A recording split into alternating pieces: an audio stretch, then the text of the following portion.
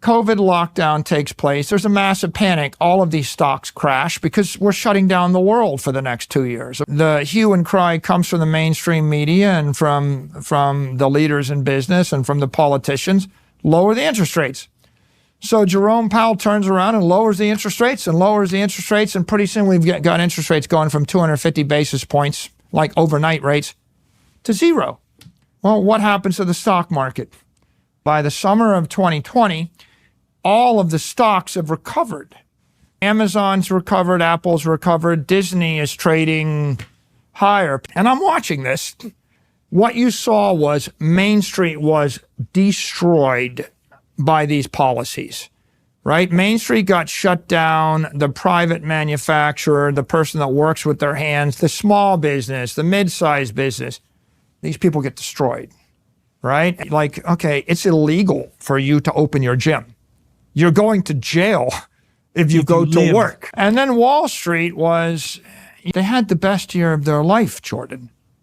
2020 was the best year in 30 years.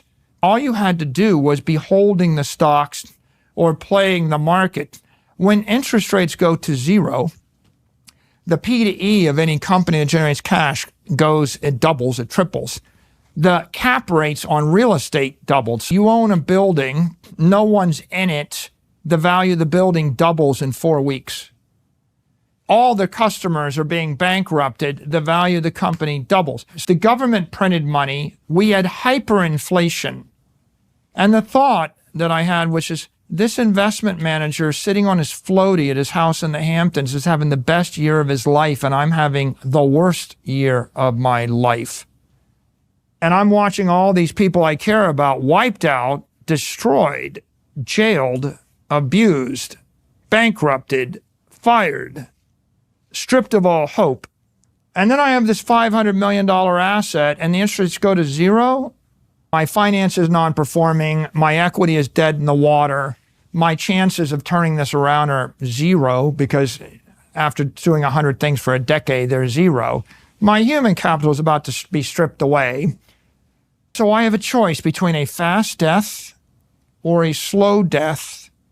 If I give the money back to the shareholders, conventional wisdom is, give the capital back to the shareholders. Well, I took 30 years to accumulate the money. Why should I give up 30 years of my life? 2,000 people did a million things right, and I'm just going to give it up and slink into my hole and disappear from history. And I thought, that's not very appealing. Not a fast death, but it's a slow, certain death.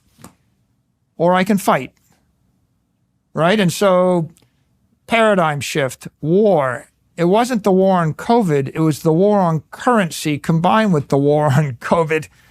And so I started looking for a solution. And I said, well, it's pretty obvious operating companies are discriminated against. I want to be one of those guys that owns things. I am struggling with the time-honored question, what is money? I need a liquid, fungible asset which will store my economic energy for an indefinite period of time. And so what is money? I'm looking for money. I'm staring over my pool, and I look at Eric, and I say, Eric, tell me about that Bitcoin thing again.